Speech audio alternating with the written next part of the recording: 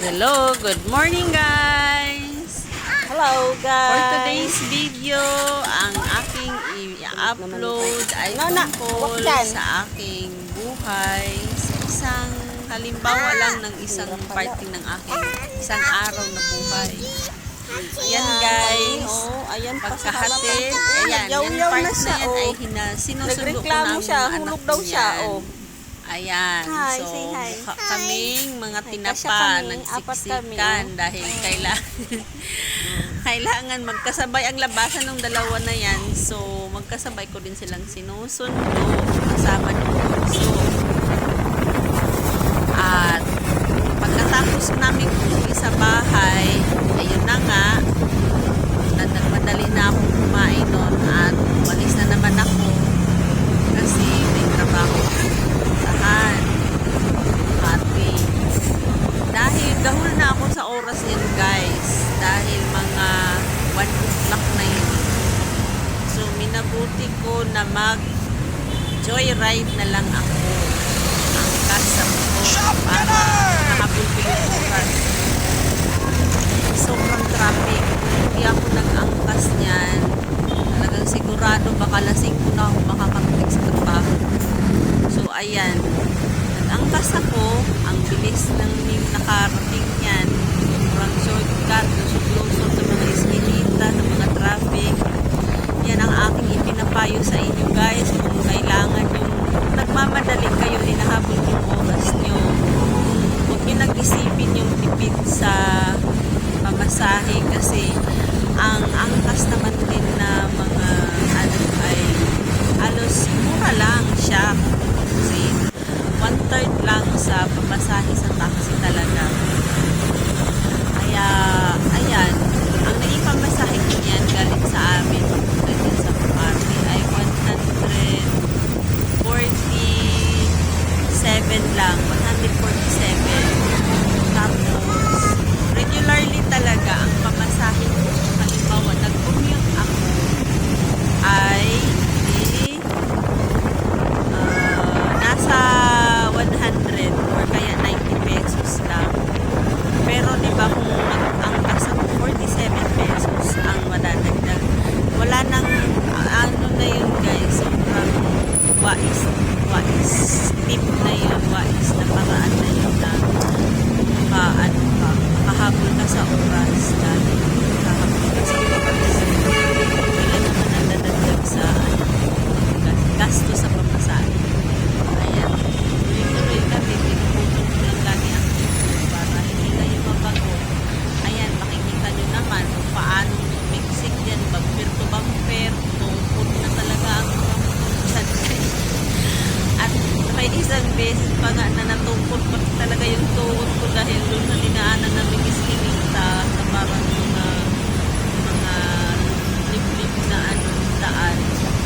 May mga sampayan, tapos natumba ang kanyang sinampay, may bakal, ayun, natungkod sa pugay. Ganun talaga ano yung kahit saan sumusunod yung mga ride guys. Yun talaga ang payo ko kung naghahabol kayo ng process ng movement ko, matagaluhan kayo ng movement kasi na yan, kasi na yan.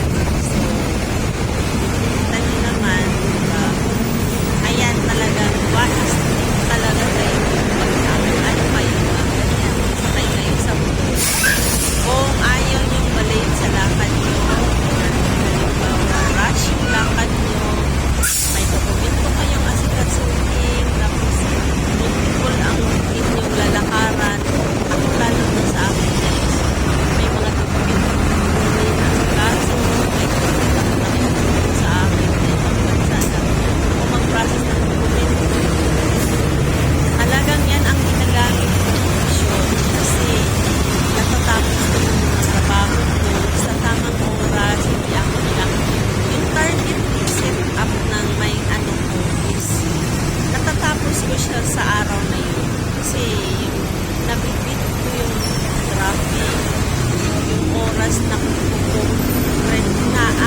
ma-maximize ko yung oras ng araw na yun dahil ayan nga mag-angkas-angkas ka na lang sa mga motor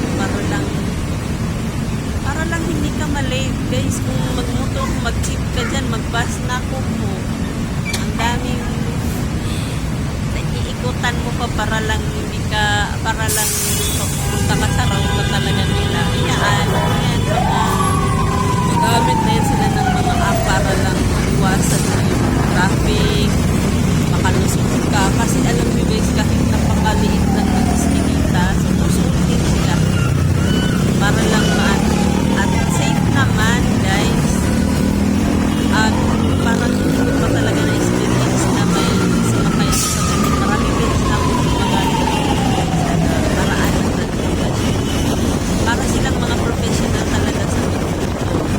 Hindi ko pa naranasan na yung parang balasubas kaya mas kasi yung mag-drive. Feel safe ako sa kanilang magpapagod. Kaya ayan guys, sana may natutunan kayo, no? Hindi pa ako tapos mag-voiceover ha. Pero sinasabi ko lang sa inyo na sana makapulot kayo ng leksyon. Lalo na yung mga OFW, kaya yung mga galing sa ibang bansa na ibang lahi. Gamit kayo ng mga app sa transportation, Waze, Google Map, kasi may ibibigay sila mga ano sa inyo, mga paraan kung paano nyo mararating yung lugar na yun, anong transportation susukyan nyo, bus ka or train ka, yun. So, ayan na ako, may area na yun. Makaluwag sa bibig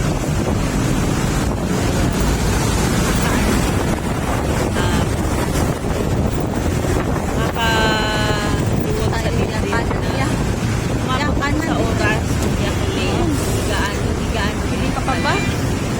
Nakakahiya din sa bahan ko kasi na so, malilate ako ano na kakaano sa kanila dahil syempre malilate hindi rin sila. Yan guys yung aking trabaho, ayan, hindi ko na binidyo yung pinaka nagtrabaho ako ano dyan, pero yan yung aking work mini-maintain, okay, ayan, hindi pa yan nalinis sa picture na yan.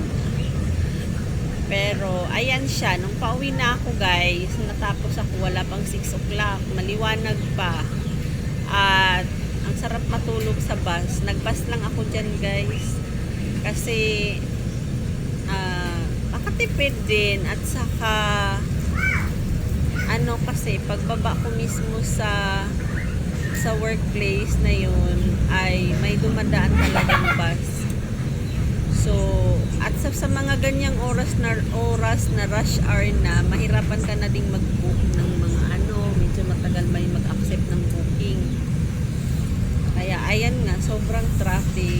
Meron kasi sa Skyway kami dumadaan, pero may mga areas na traffic.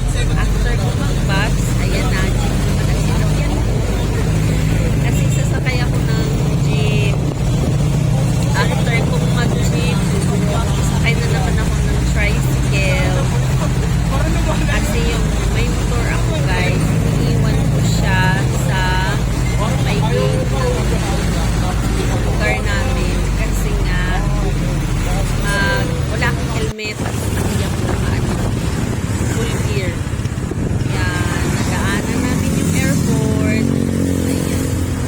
Ang tricycle namin yan guys. At after kong mag-tricycle, kinuha ko, dinaanan ko na yung motor ko dyan, after ko dyan, aeroplano. Kinuha ko na yung motor kung saan ko siya iniwan, dun sa may 7-Eleven. Ay, mali yata. Ano? Oo nga. Yan. After ko, pag nakarating ko sa bahay namin, kumain na ako. At, ayan, sila, naghuhugas na ng pinggan. Kasi gabi na ako nakarating guys. Moyeng! Na yata. Hi! Yan, naghuhugas ng pinggan Ano yung gawa anak mo? ko kasi turno niya. Ha? At yung Patingin? isang bunso, si Ano gawa Ate mo? ay nakikitaw-saw. Nanggugulo lang naman yan, panggulo lang. Patingin? Ano gawa mo?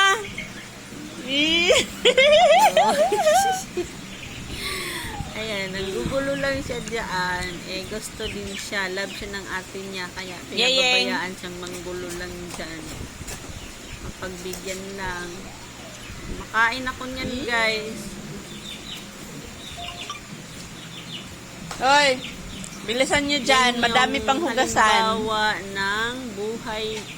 Isang araw Boyong. sa ganap sa buhay ko. Full pack talaga. Sa umaga, busy-busy para sa eskwela ng anak ko. After ng masundo, yan, kung wala akong lakad sa labas, linis dito, arriba dito sa Hey. bahay namin, maglinis Anong ng ginagawa kalat, mo? labas, sampay, Ha? ligpit, plancha, Ano? Patingin? at kasi ngayong araw na to hindi ko cooking Ano din, to? yan, kasi marami kaming mga nakastock na nalutong ulam sa ref. Ayun, ano yun, Hey, may ano ginagawa mo dyan? Bata, nagbasa-basa ka na. Oh. sa ref, init-init na lang. Pagka araw na bago Uy, ako may umalis, mga lalakad ako shrimp sa- dyan sa ilalim. Aalis sa bahay. Tuluan ng sabon. Nagluluto na ako din Muying. ng maraming ulam. Iba-iba, mga Muying. tatlong ulam, Hey. tatlong klaseng ulam. Ano ginagawa mo? Para Nag-help ka init-init ba? lang sila ng ulam at di na sila Nag-wash kailangan ka? magluto. Pag wala naman akong naluto. Nag-wash ulam, yan, nagbasa-basa. Nagluluto sila ng mga sardinas, mga ready to cook food, guys. At yun lang. Maraming salamat sa panonood. Bye!